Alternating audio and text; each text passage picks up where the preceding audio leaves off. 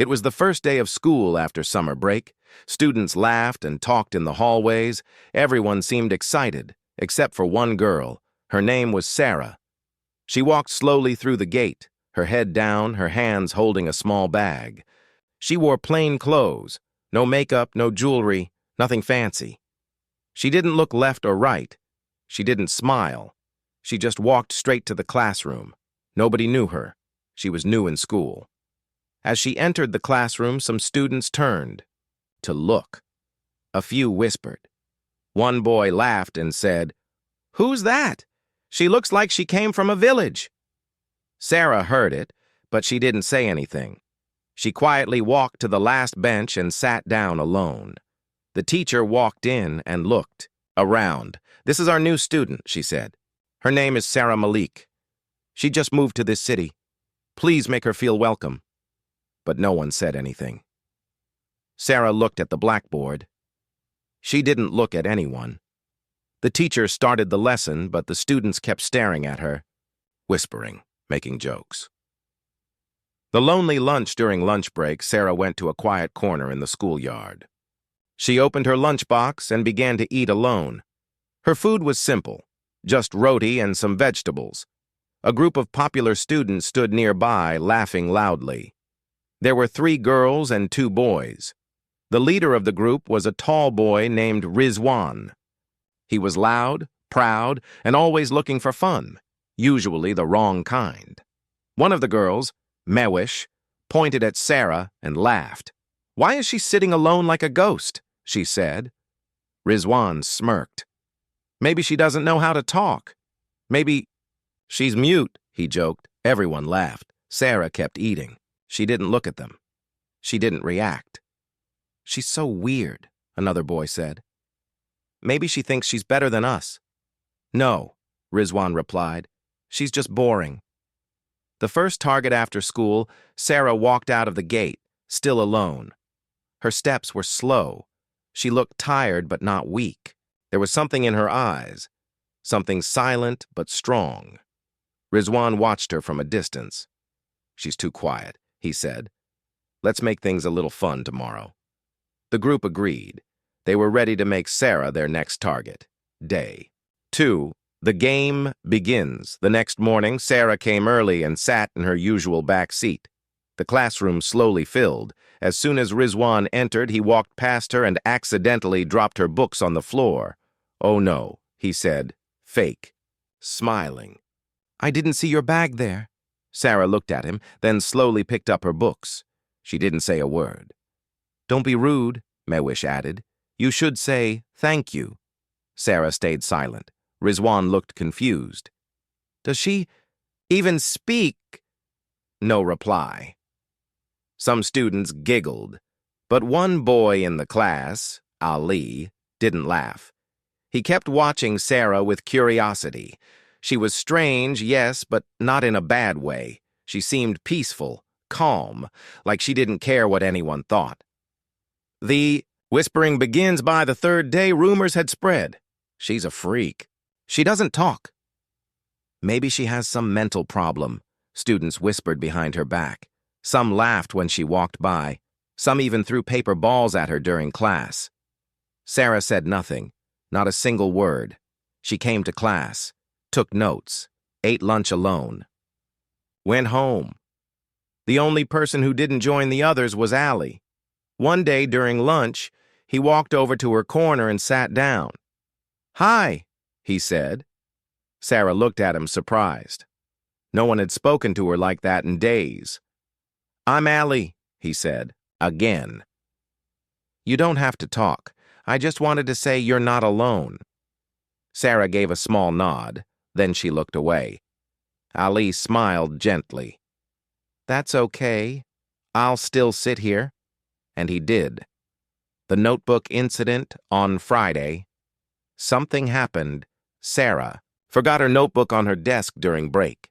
Rizwan saw it and picked it up. "Let's see what the mystery girl writes," he said. He opened the notebook, but inside there were no essays, no poems, just short notes and drawings. Karate moves, diagrams, practice routines. "What is this?" Rizwan laughed. Is she some kind of ninja? Everyone laughed again. Sarah walked in and saw Rizwan holding her notebook. She stood still at the door. Her eyes locked on his. For the first time, she spoke. "Give it back." Her voice was soft but cold. Everyone went quiet. Even Rizwan looked surprised. "Or what?" he asked, smiling. "You gonna cry?" Sarah took a step forward. "I said," she repeated, "give it back." Something about her voice made Rizwan uncomfortable. He tossed the notebook toward her and walked out. Sarah picked it up, looked at it, then quietly went back to her seat. Ali watched everything from the side. He felt something strange. That voice, it wasn't scared. It was calm, controlled, like she was holding something back, the feeling of fear that evening. Sarah stood alone in the park near her house. No one else was around.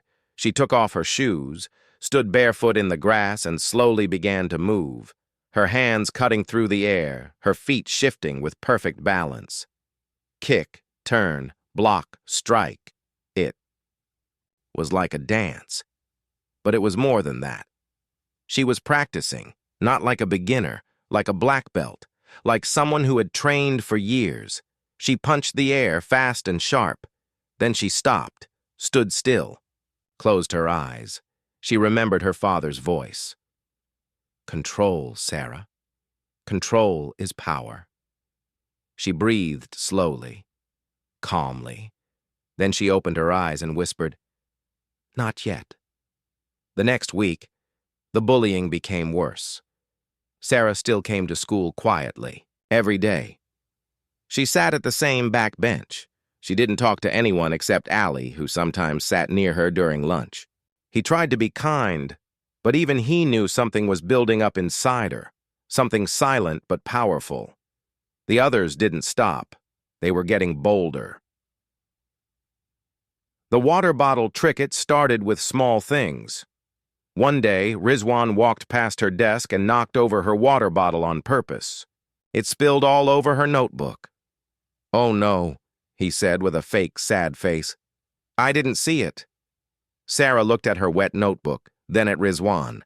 She didn't say anything. She just cleaned it up with a tissue. Mawish laughed. Maybe she forgot how to talk again. The whole class laughed too, but Sarah stayed calm. She didn't look angry. She didn't cry. Ali whispered to her later, "You should tell the teacher." Sarah simply shook her head. "It's okay," she said quietly. Ali didn't understand her silence, but he respected it. The bag goes missing. The next day, Sarah couldn't find her bag after lunch break.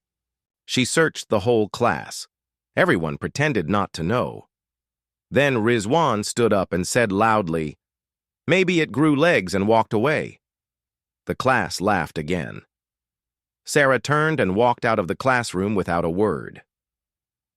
5 minutes later, she returned with her bag. It was hidden behind the staircase on the 3rd floor. She had found it on her own. Rizwan and his group looked surprised. They had hidden it there, but she had figured it out. Still, they smiled. "She thinks she's smart," Rizwan said later. "Let's make her cry next." The lunch plan that afternoon, Sarah sat in her usual quiet corner in the schoolyard. She opened her lunchbox and started eating. Ali came and sat beside her. "Want to share?" he asked kindly. Sarah gave a small smile and pushed part of her roti toward him. Suddenly, a loud splash of juice landed on her lunchbox. Everyone gasped. Sarah's food was ruined. Her clothes had orange juice stains. Rizwan stood nearby, holding an empty bottle. "Oops," he said. "My hand slipped." His group laughed loudly. Ali stood up, angry. "What's wrong with you? Why do you keep doing this?" Rizwan walked closer. "Mind your own business, hero." Ali didn't back down. "You're a coward. You pick on someone who doesn't fight back." Rizwan smirked. "That's the point. She's nothing, just a statue." Sarah slowly stood up. Her face was calm. She wiped the juice from her shirt with a tissue, then picked up her empty lunchbox. She looked straight at Rizwan. Their eyes locked. For 3 seconds, no one said a word. Then Sarah turned around and walked away. Rizwan looked at his friends, pretending to laugh, but inside, something didn't feel right. Ali's curiosity. That evening, Ali sat at home thinking about everything. Why did Sarah stay silent? Why didn't she tell anyone? She wasn't weak. He had seen that strength in her eyes, that quiet fire. And when she had spoken to Rizwan in the classroom last week, her voice had a strange calmness, like she wasn't afraid at all. "Who are you really, Sarah?" he whispered to himself. Sarah's night routine while the city slept. Sarah trained alone in the small backyard behind her house. She wore simple clothes. No fancy uniform, no audience. Just the open sky and a few trees. She moved like water, fluid, fast, silent. Her hands cut the air. Her legs kicked with perfect balance. She didn't miss a step. She didn't lose focus. Each move was sharp, controlled, precise. She had been training since she was 5. Her father had taught her everything. He used to say, "Real strength is not in fists. It's in control." She had learned to hold back, but it was getting harder. She looked at the scars on her knuckles. She remembered her promise. No more fights, no more violence. She closed her eyes and breathed deeply. But a single tear rolled down her cheek. The drawing on the desk. The next morning, when Sarah entered class, something new was waiting for her. Someone had drawn on her desk with a black marker. It was a cartoon of a girl with big glasses crying, holding a sign that said, "I am a loser." Everyone laughed as she walked in. Sarah looked at the drawing, then sat down. She took out a piece of paper and began to copy notes from the board, ignoring the laughter. Ali walked in late. When he saw the drawing, his face turned red with anger. He went straight to Rizwan's desk. "What's wrong with you?" he said loudly. "This is too much." The class went quiet. Rizwan stood up, smiling. "Why do you care so much? She's not your sister."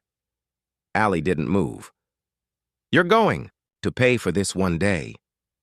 Or maybe you'll cry next," Rizwan replied. Before things could get worse, the teacher walked. Sarah's days at school were always the same. She arrived early, sat quietly, and said very little. She took notes, finished her work, and stayed away from trouble. But trouble always found her. Rizwan and his group still laughed at her, still played tricks. But now, they were starting to notice something strange, no matter what they did. Sarah never reacted. No crying, no shouting, no running to the teacher. She just kept walking, like nothing could touch her. Ali, who still sat with her at lunch sometimes, noticed it too. One day, he asked softly, "Why do you let them treat you like this?" Sarah looked at him, then said quietly, "Because I'm not here to fight." Ali wanted to ask more, but her voice was heavy, like she was hiding something. Something painful. The nightmare that night, Sarah woke up from a dream. She was breathing hard. Her hands were shaking. Her heart was racing. In the dream, she saw her father. He was in the karate dojo, smiling proudly. She was 10 years old again, holding her small black belt in her hands. "You did well, Sarah," he said. But then, the memory changed. There was a loud noise. People were shouting. She turned, and her father fell to the ground, holding his chest. Flashback. The champion. Girl 3 years ago, Sarah lived in a small town with her parents. Her father, Master Rafiq, was a well-known karate teacher. He had trained students for years, but his favorite student was always his daughter, Sarah. Even at a young age, she was quick, focused, and strong. By the time she was 11, she had won 2 national-level championships. Everyone called her the Silent Storm. She never showed off. She didn't like talking much. But when she entered the ring, she was like a tiger, sharp, fast, and fearless. Her father was strict but kind. He taught her more than just moves. He taught her discipline, honor, and most of all, control. Never fight to hurt, he would say. Fight to protect, and only when it's truly needed. Sarah loved her father more than anything. The tragedy then. Came the day that changed everything. It was the final match of the state championship. Sarah was ready. Her father stood near the ring, cheering softly. She fought hard and won again. But just as the medal was placed around her neck, she heard a sound. She turned and saw her father collapse near the seats. People screamed. She ran. To him, but he was already unconscious. Later, the doctor said it was a heart attack. They had reached the hospital too late. Her father never woke up. The promise Sarah couldn't stop crying for days. She blamed herself. She thought maybe if she had stayed near him, if she hadn't been in the ring, maybe she could have saved him. Her mother tried to comfort her, but Sarah didn't speak for days. One evening, she walked into the empty dojo, looked at her father's photo, and whispered, "I won't fight again. Ever." She took her black belt and folded it neatly into a box. She closed the dojo door and never entered it again. Her mother soon decided they should move to a new city, to start over. And so, they came here. New city, new school, new life. But the pain came with them. Back to the present at school, Sarah sat on the bench during lunch, eyes on the sky. Allie came and sat beside her. "You okay?" he asked. Sarah nodded slowly. "Just remembering someone." Allie didn't ask who. He could feel it was something serious. Then he said, "You're strong, you know." Sarah gave a small smile.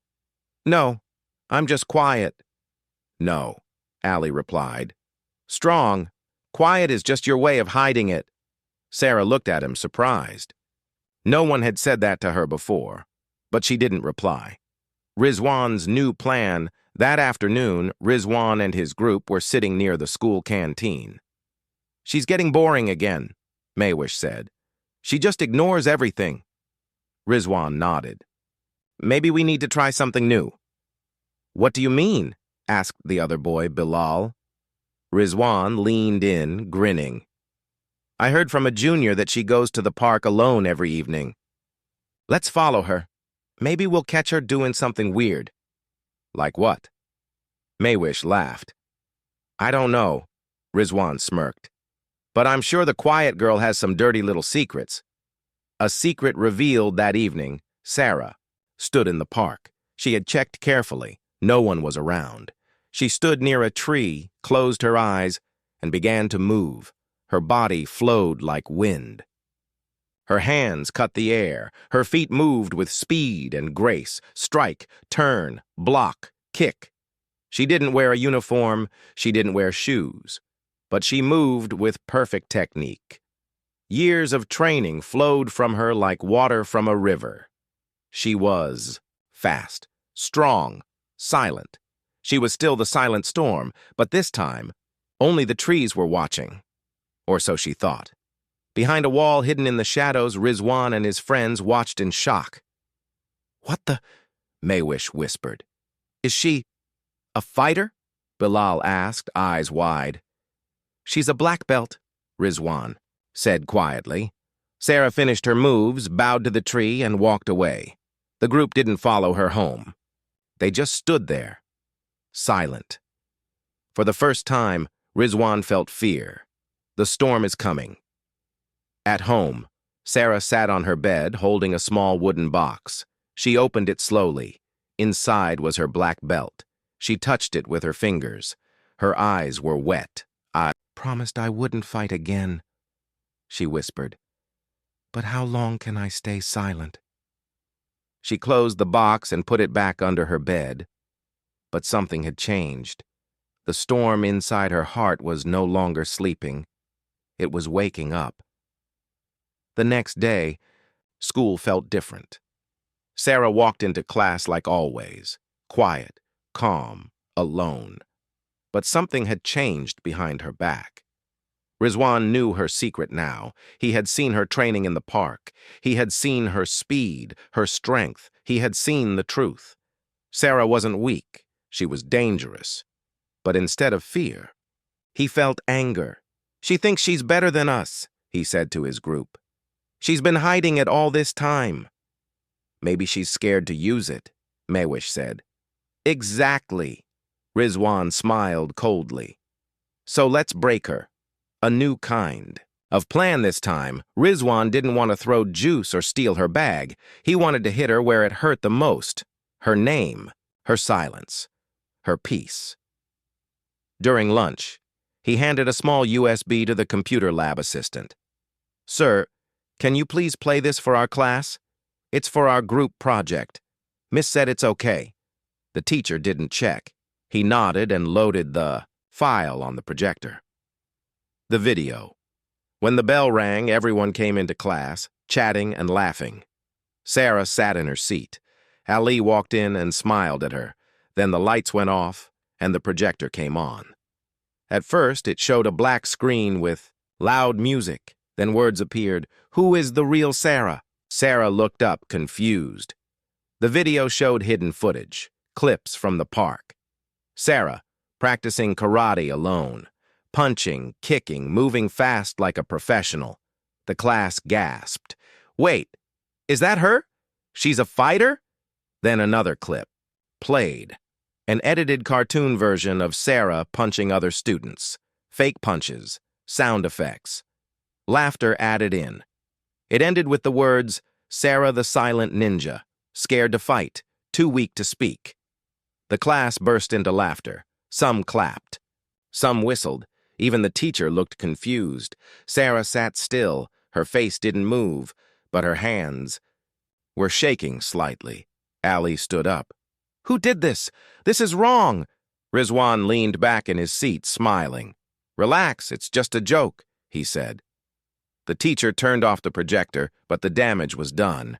Everyone was now looking at Sarah, not with pity but curiosity. And Sarah? She quietly stood up and walked out of class. Outside, the class alley followed her to the corridor. "Sarah, are you okay? Say something, please." Sarah didn't answer. She kept walking, slowly, down the hall. "Sarah," Ali called again. She turned to face him. Her eyes were red, but no tears came. In a soft voice, she asked, "Why do people laugh at something they don't understand?" Ali didn't know what to say. Sarah walked away, her steps heavy with pain. Rizwan's. Pride back in class, Rizwan laughed with his group. "Did you see her face?" She couldn't even speak. Mawish giggled. Rizwan leaned forward. "She's not going to do anything. All that karate? Just for show." He had won, or so he thought. But what he didn't know was that this moment had finally crossed the line. At home, Sarah sat on her bed, the room dark except for a single lamp.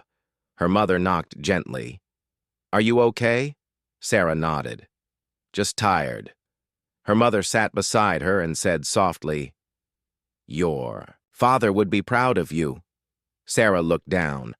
"I made a promise. I promised I would never fight again." Her mother held her hand. "He wanted you to be strong, but also to protect yourself." "But what if I lose control?" Sarah asked. Her mother smiled gently. "Control doesn't mean silence. It means knowing when to speak and when to stand." Sarah looked at the wooden box under her bed. She didn't open it. Not yet, but she knew. That day was coming. The talk. The next day, Ali met her in the schoolyard. "Sarah," he said softly, "you don't have to be quiet anymore. Everyone saw the video. They know you're strong. You can stand up to them now." Sarah looked at him. "I didn't train to show off," she said. "Then why did you train?" he asked. Sarah's voice was calm but deep. "To protect people, not to scare them." Ali nodded. "But what if someone needs protecting now? What if that person is you?" She didn't answer, but her silence spoke louder than words. The next move that day, Rizwan and his group were at their usual spot. Rizwan said, "She's broken now. I don't think she'll show her face again." "Maybe we went too far," Mawish said quietly. Rizwan shrugged. She deserved it, hiding things, acting like she's better. But as he spoke, someone behind him dropped a notebook on the table. It was Sarah. Everyone froze. She looked straight at him. Her voice was clear, not loud, but sharp. "You've had your fun," Rizwan smirked. "What are you gonna do, hit me?" Sarah took a step closer. "No fear, no anger, just pure control. I won't raise my hand first. But the day you do, I won't hold back." Then she turned and walked away. For a few days, everything went quiet. Rizwan didn't pull any pranks. Mahwish didn't whisper jokes in the hall. Even Bilal stayed silent when Sarah passed by. Something had changed. Sarah's warning had hit them hard. They had seen her calm. They had seen her strength. And now, they were unsure. What would happen if they crossed the line again? But bullies never stop for long. Rizwan couldn't sleep. The more he thought about Sarah, the more it bothered him. Who does she think she is? Acting all calm and mysterious. She embarrassed me. In front of everyone. His pride couldn't handle it. He didn't just want to break her silence anymore. He wanted to crush her. The trap a few days. Later, Ali found a note in his locker. It said, "Ali, meet me behind the library after school. It's important." Sarah, Ali smiled. Maybe she was finally opening up. He waited after class and walked toward the back garden near the library. But Sarah wasn't there. Instead, Rizwan and his group were waiting. Ali froze. "Where's Sarah?" Rizwan smiled. "Oh, she's not coming. This is just for you." Mahwish laughed. "She made you look like a fool. You hang out with her like she's a hero." Bilal stepped closer. "Want to protect her? Then take her place." Before Ali could move, Rizwan shoved him hard. Ali fell to the ground. "Stop it!" a voice shouted. They turned. Sarah was standing there. She had seen everything. The line was crossed. Rizwan laughed. "So you came after all." Sarah walked toward them slowly. Her eyes were calm, but her jaw was tight. She helped Ali up and looked at him gently. "Are you okay?" Ali nodded. His arm was bleeding a little, but he was more shocked than hurt.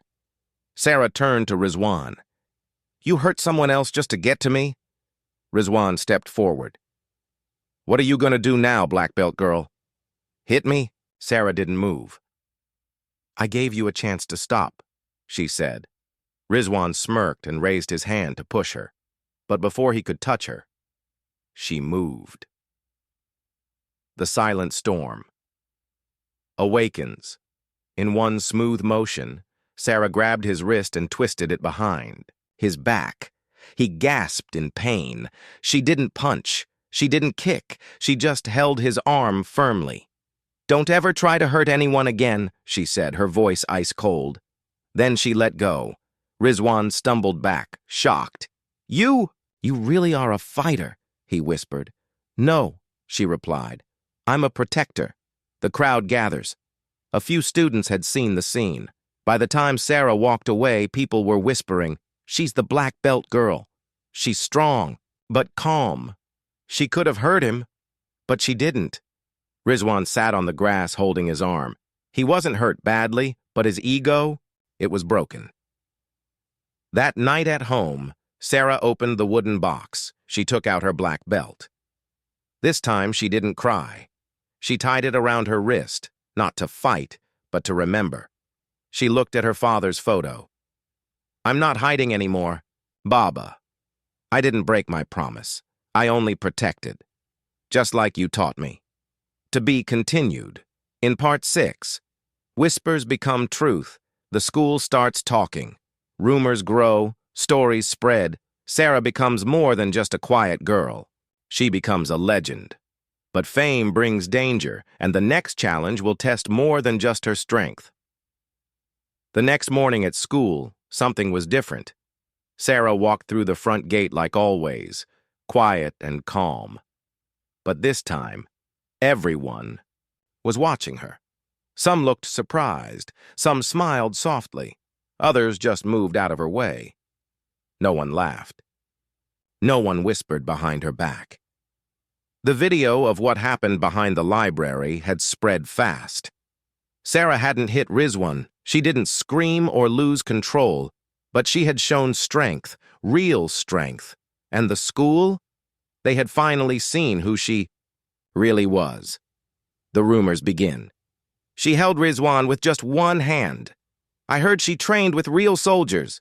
No, she's a karate champion from another city. She never fights unless she has to. That's the rule of black belts. Ali heard the students talking in the hallways. He smiled quietly.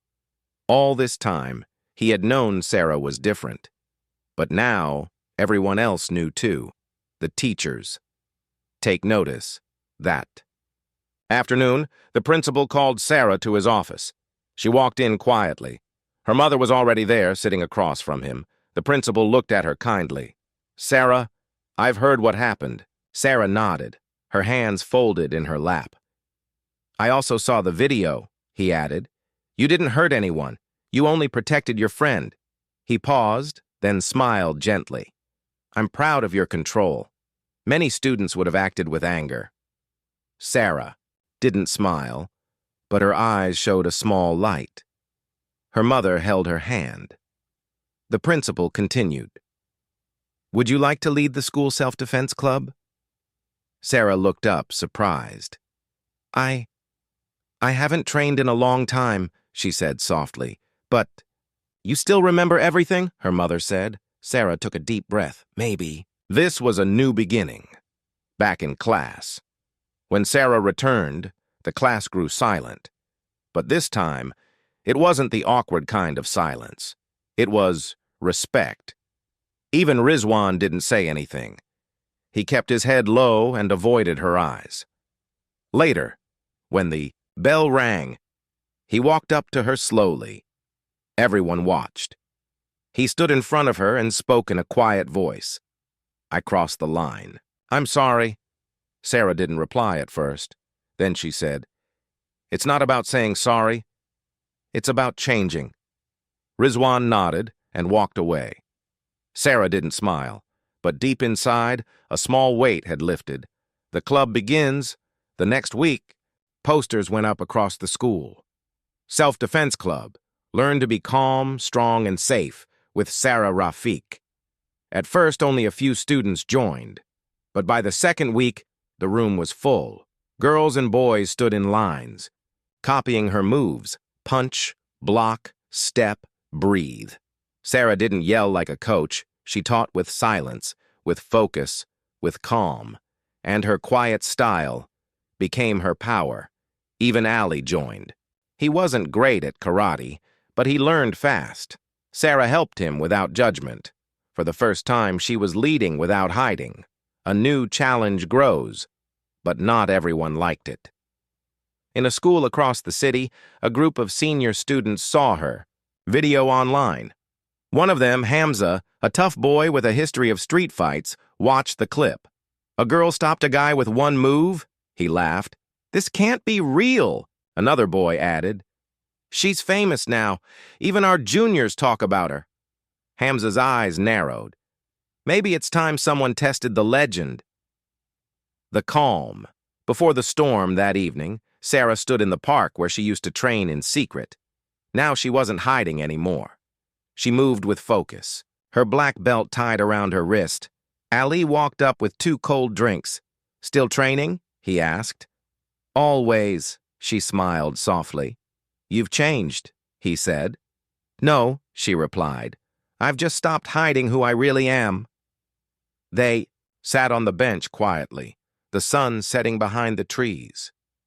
But deep inside her, she felt something. A strange tension in the air, like a test was coming, one she hadn't trained for yet. The morning was quiet. Sarah walked through the school gates like every other day, but her steps felt heavier, her heart calmer. She had faced bullies. She had broken silence. She had started leading others, but today felt different. A stranger. In the crowd A's, Sarah was teaching her self-defense class during lunch break. Someone stood at the door, tall, strong, older than the rest. He wasn't from their school. Ali noticed him first. "Who's that?" Sarah turned and saw the boy watching her. His arms were crossed, eyes serious. He didn't smile. After the session ended, he stepped forward. "You're the girl from the video," he said. Sarah nodded slowly. "Who are you?" "Hamza. Senior at Easttown School." She had heard the name before. Street fighter, disciplinary record, always looking for a challenge. He continued, "I came to see if the stories are true." Sarah stayed calm. "I don't fight for fun," she said. He laughed. "I don't either. I fight to see who's better." Ali stepped beside her. "She's not interested." But Hamza wasn't listening. "You beat a school bully, good job. But that's not enough. You think you're strong? Then prove it." Sarah looked him in the eye. "There's nothing to prove." Hamza's smile faded.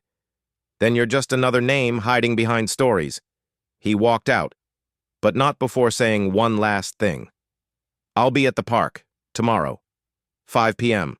The choice that night, Sarah sat in her room. The black belt lay in her lap. Her hands were shaking, just a little. Her mother walked in.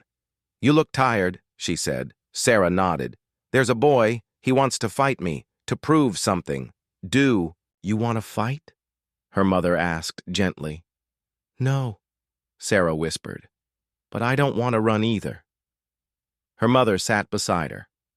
"You trained for years, not to attack, not to win trophies, but to stay strong, in the face of pressure." Sarah looked at her. "So what should I do?" Her mother smiled. "You already know." At school the next day, word spread fast. "Someone's challenging her. He's a real fighter, not a bully. Will she show up?" Rizwan, now quiet and changed, walked up to Sarah in the hall. "You don't have to go," he said. "People like him, they want power, but you already have respect." Sarah looked at him kindly. "This isn't about winning," she said. "It's about showing him what real strength looks like." 2 p.m., the park. The sun was low. The sky, soft orange. A small crowd had gathered.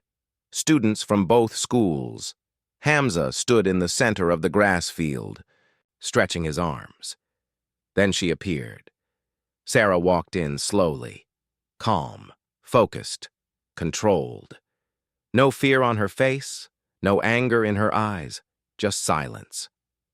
Ali walked beside her and whispered, "You don't have to do this." Sarah gave a small nod. "I'm not here to fight him. I'm here to teach him." The challenge, Hamza smirked. "Ready?" Sarah raised her hands, but not in attack. She took a deep breath. "If you want to learn what real power is, show me your control." Hamza attacked fast. One step forward, a high punch. Sarah dodged. He punched again. She blocked, stepped aside. She didn't hit back. She just stayed calm, moving like water. The crowd gasped. Hamza grew angry. He swung harder, twice, 3 times. Sarah never hit him, but each time she stopped his move, redirected it, controlled it. After a final move, she grabbed his wrist and held him still. Then she let go.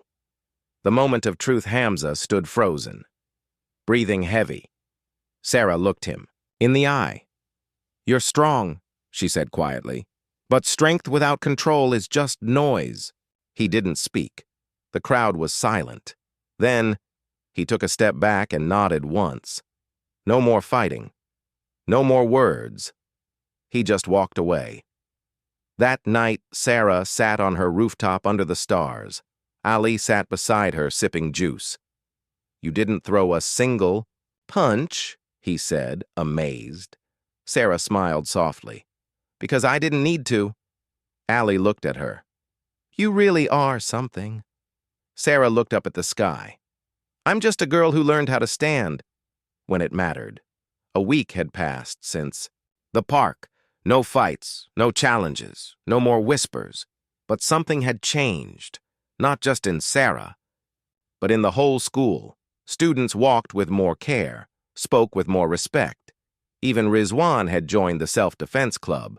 The story of the quiet girl with the black belt had become something bigger than just a viral video. It had become a movement. New faces, new questions. One afternoon, a new girl joined the club. She was shy, quiet. Her eyes often stayed on the ground.